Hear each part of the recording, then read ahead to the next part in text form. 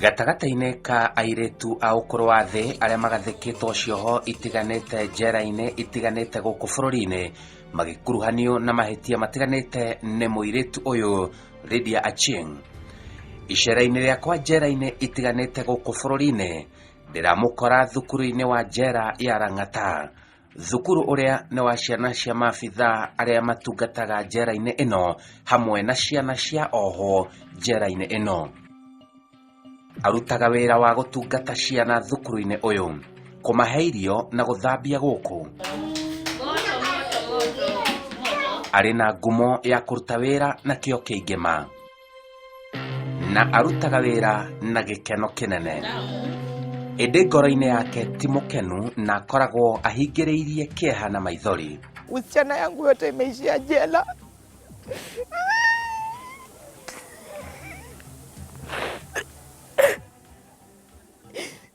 Ekũhingũka ngoro yake ndagĩa gĩikaro kĩa mwanya nake, akĩndarĩria maũndũ ma mwanya marĩa macũngĩrĩirie aingĩre njera. Arĩ mũikari wa Kiserian kaunti-inĩ ya Kajiado na thabarĩ yake ya gwĩkora njera yambĩrĩirie haha. Wakati nilikuwa nilikuwa naishi peke yangu, sasa nikakomboa nyumba yangu nikaishi peke yangu. Sasa wakati nilikuwa naishi peke yangu nikaishi kwa muda wa miaka 5, nikaenda nyumbani. Kwenda nyumbani nikapatana na mtoto ambaye alikuwa mama yake na babake walikuwa wamefariki. Nikaweza kumchukua, nikakuja naye huko Nairobi, nikamsomesha, nikampeleka kutoka alikuwa standard 6 wakati nilikuwa namchukua. Alafu akaendelea na shule mpaka class 8. Thutha wa kũgĩra mũirĩtu wa kwao mũciĩ maikare nake na muoroto wa kũmũgacĩrithia mũno gĩthomo-inĩ, o ta mũtugo wa ciana nyingĩ cia ũkũrũ wa thĩ, kairĩtu gaka gagĩtuma ndũgũ cia kĩwendo na kamwana kamwe mwena ũyũ, mũgarũ na wendi wa nyina wa kamwana gaka kana wa Achieng'.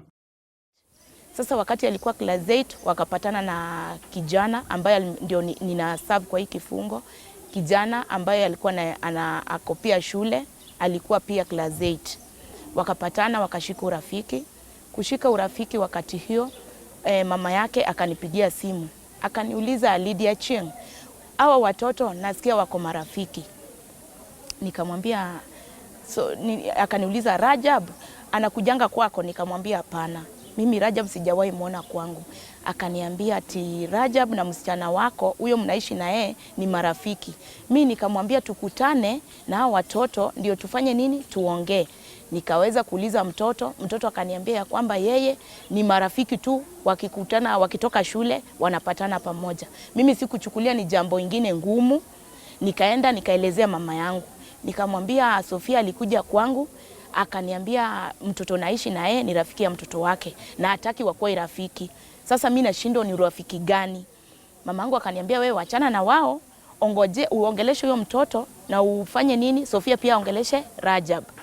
Sasa mimi nikaacha hiyo story kama sikuwa naona ni kitu ya maana.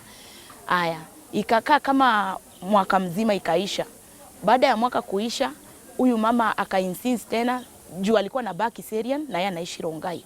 Sasa kutoka hapo mimi nilikuwa nauzanga bayao iko juu, mimi nauza chini, nauza manguo. Sasa niko na vitu hapo nauza. Sasa huyu mtoto sazile ametoka shule anapita hapa kwa kazi. Sasa siku moja huyo mama akiwa anateremka chini akanikuta na huyo mtoto akaniambia, Achieng', huyu ndio ule mtoto nakwambianga ako na mtoto wangu. Umeshawahi mkanya? Nikamwambia ndio huyu muongeleshe.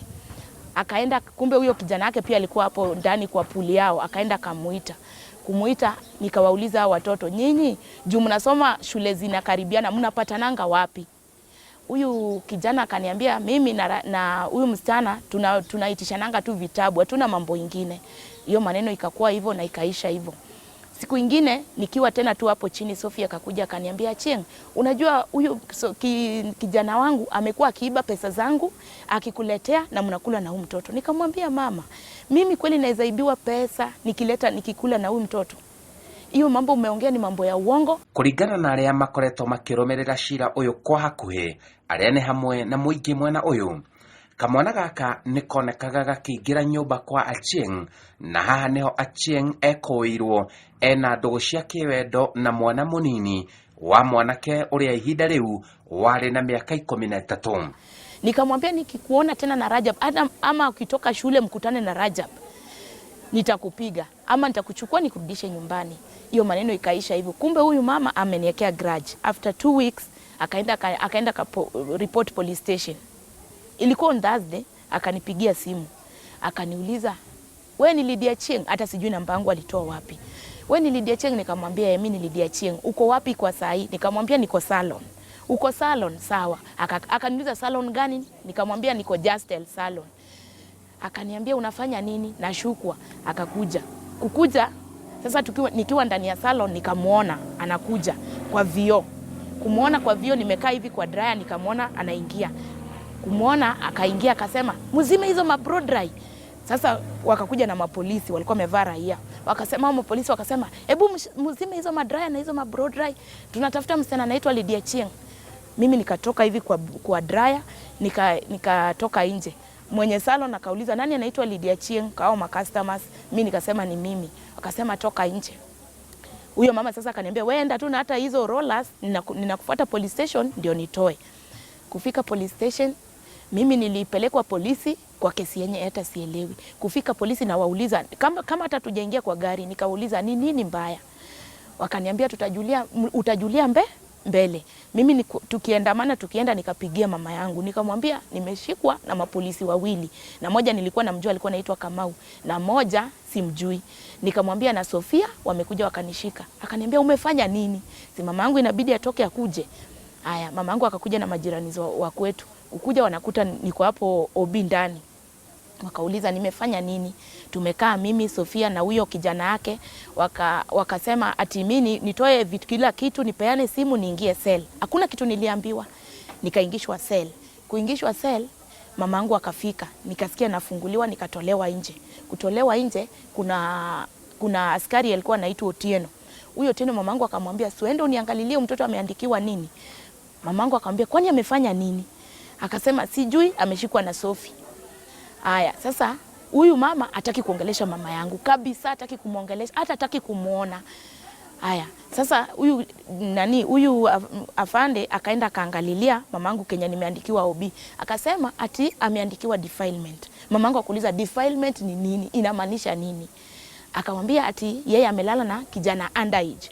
Mamangu ndio hiyo nduru hapo. Thutha ucio akigarania na cira, no cira ukimurema, ona thutha wa mutumia uria wamuthitangite kwirutira kweheria cira na kuringana na utuiria witu ni athamire kuria aikaraga na kuria ahuragira biashara yake. Nikafikishwa kotini, court 1, nikasomewa mastaka. Mimi nikainua mkono, nikasema, nikajaribu kuelezea, na wakati hata sijui koti ni kusema nini, sijawahi ingia koti tangu nizaliwe. Nikainua mkono, najaribu kuelezea, yuaona venye iko, kumbe hiyo siku ya kuchukua pili haufai kuelezea. Unafaa tu kuulizwa ni yes or no. Mimi najaribu kueleza, yuaona ananiambia rudisha mkono chini. Yes or no. Mimi namwambia no. Akaniambia utaenda jela na after 2 weeks utamention jela. Hiyo ni 2010. Nikaenda remand. Wakati nilienda remand, bond ikakuwa hakuna venye wanaweza punguza. Ninaenda koti, nikaenda koti kama 1 year. Naenda tu kuitika, complainer akuji, ambapo ni mama akuji, file ya police station ailetwi. Wakapigia complainer simu juu anakuanga na namba zao, wakamuuliza wamempea last ya kukuja koti, kama hata kuja koti nitaachiliwa. Akapigiwa simu, akakuja hiyo siku, nikatumiwa PO kutoka remand, nikaenda koti. Kwenda koti court clerk akakuja huku kwa cells penye tunakuanga. Akaniambia, "Lydia Chieng, complainer yako amekuja na amekuja withdraw kesi." Nikafurahi, nikaambia Mungu asante. Sasa venye alikuja asubuhi, mimi nikaingia koti kitu saa 3. Wakati ambayo niliingia koti, nikainua mikono, yuaona akaniuliza, "Uko na jambo ya kuelezea koti?" Nikasema yes, yuaona akaniambia, nikasema yes, yuaona complainer wangu amekuja withdraw kesi. Sasa yuaona venye huyu mama akasimama, kaenda pale kwa bao, nikasimama, akasema yeye anaomba withdraw hii kesi kulingana na venye hii kesi alikuwa amenisingizia, na anaomba koti itoe hii kesi. Yuaona mpaka akatoa macho ina akaweka chini, akamuuliza, "Kesi kama hii, defilement, murder, robbery, atutoangi hivyo. kesi kama hizi lazima uende kwa Attorney General, ikue na barua ndio inaweza kuwa withdraw. Haya, sasa venye akamwambia hivyo mama akashindwa. Akakuja kwa Mbau sasa akaniongelesha, akaniambia mimi nilikuja kutoa kesi na kesi imeshindikana. Sasa itabidi niende kwa Attorney General nione kama nitapewa hiyo barua. Wakaandamana na mama yangu the following day, wakaenda. Kuenda hawakupata Attorney General. Wakapata hao mameneja wake. Siku ingine tena wakarudi hawakupata Attorney General. Sasa tena nikaitwa koti. Kuitwa koti Ayo akaitishwa files za kutoka police station ile nilistakiwa nayo. Ayo akasema kulingana na uchunguzi yake venye yeye amechunguza hakuna kitu yoyote nilifanya, na kulingana na uchunguzi yuaona hii ni ukweli, huyu msichana alikuwa anaishi na huyu mtoto na huyu mtoto ndiye alikuwa rafiki ya huyu kijana. Huyu mama hakukuwa rafiki ya huyu kijana. Yaona akasema kulingana na sheria na law ya koti haezi niachilia, na kulingana na kesi yangu ya defilement inafaa nifungwe life in prison. Lakini kulingana na venye nimelilia koti na complain alikuja ku withdraw kesi, atanifunga 10 years in prison. Wakati nilikuja hapa nilichanganyikiwa, nikashindwa la kufanya, nika lose hope kabisa kwa maisha yangu. Nikasema nikashindwa hata kutuma hizo appeal. Sasa nikakaa kama 6 months. Nikaenda pale juu, nikawauliza venye naweza fanya hiyo mambo ya appeal. Wakaniambia venye naweza fanya, nikatuma appeal. Kutuma appeal ilikaa juu sikukuwa na lawyer. Appeal ilikaa kama 1 and a half, ikarudi namba kurudi, ikakaa tena kama 8 months. Nikaitwa koti, high court sasa juu nilifungwa na low court. Nikaenda koti kuenda juu sikukuwa hata na lawyer, siko na mtu wa kunitetea. Kwenda huko judge akaniambia hii kesi, kulingana na hii kesi si rahisi tuachilie. Na mimi kutuma appeal sikutuma, kumbe ningetuma, sikuwa najua.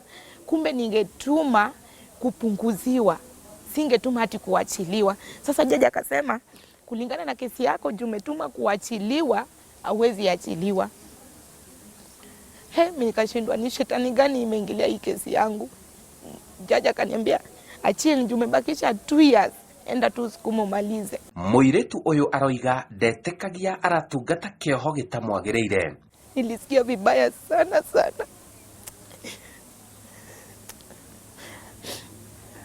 Nilisikia vibaya sana hata saa hii ninasikia vibaya sana juu na serve kwa kitu yenye sijui, na serve kwa kitu. Wakati nilikuja jela, watu wakikupea story zao, mtu anasema enyewe mimi ukweli nilifanya. Mimi sasa najiuliza, nabaki kama najiuliza, mimi ninafanya nini jela? Mungu. Ningekuwa mbali sana. Juu huyo mama ameniribia maisha. Kusema ukweli hata nikiambia watu huyu mama ameniharibia maisha kwa kesi yenye hakuna. Nimeserve maisha ya miaka 10 jela. Vitu zangu ziliharibika. Kila kitu yangu mimi yani sasa niko zero. Naenda kuanza zero.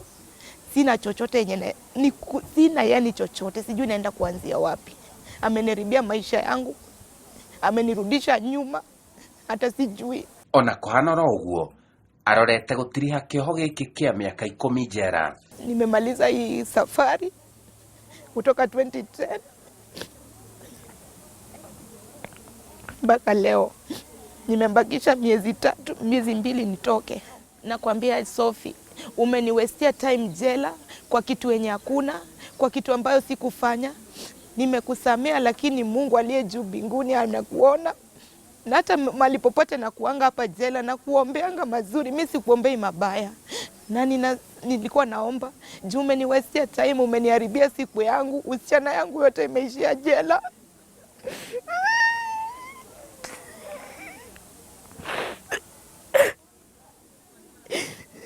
Unaishi vizuri na watoto wako. Mimi usichana yangu yote imeishia jela, sijui nitaanzia wapi. Wacha nikwambie vitu zingine mimi sijui kama ni shetani, hata sijui. Juu kesi yangu yani sielewi, sijawahi elewa mpaka leo. Sasa zingine hata najikutanga asubuhi nimevaa hii nguo siamini nafanya nini jela. Aradariria nĩ arekeire mutumia ucio wamuohithirie ĩndĩ akoiga nĩ wega andũ gwĩthema gũkuruhania andũ na mahĩtia matekĩte matambĩte gwĩka ũthuthuria mũkinyanĩru. Watu wachunguze kwanza kesi. Juu mtu akikuwestia time mali kama hapa si mali pazuri. Mtu akikuleta kwa miaka 10 ama miaka 5 ama life si mali pazuri. Juu kama umama ameniharibia wakati yangu, ye maisha yake inaendelea huko nje. Maisha yake inaendelea kabisa na watoto wake. Hajawahi kuja kuniona wala kuenda hata kwa wazazi wangu. Niliuliza juu kuna watu wetu wako Kiserian, wakasema wakati nilifungwa, siku hiyo nilifungwa tu, watu wangu wakatoka koti, ndiye alienda kamisha baa yake. Alikuwa na baa Kiserian pool na mali ya nyama. Akaenda kamisha kazi, hata siku hizi wanasikia tu akorongai lakini wajawahi onana. Ona muturire wake ucokete thutha miaka 10. Aroiga gĩthomo kĩrĩa athomete njera nĩ gĩkũmũteithia kwĩgacĩrithia mũtũrĩre-inĩ wake wona arekererio. Mimi nimesomea vitu mingi jela. Nimefanya industry, hapa ndani ni industry yetu. Nimesomea machine, nimesomea cross stitch za vitambaa. Mimi ni catering, nimepika, ninajua kubake makeks, ninajua kushona hizi vitambaa za mikono, najua kutengeneza vitu mingi. Najua kutengeneza sabuni. Sasa wakati niliingia jela sikuwa najua hizo vitu zote, lakini nilipoingia nilijiunga na kikundi ile mzuri, nikaweza kujiingisha kwa hizi program zote, nikafanya, nimemaliza. Saa hizi nimetolewa nje, nafanya kazi ya nje, staff nursery kwa watoto. Jetago Simon Kibe, Jera-inĩ citũ.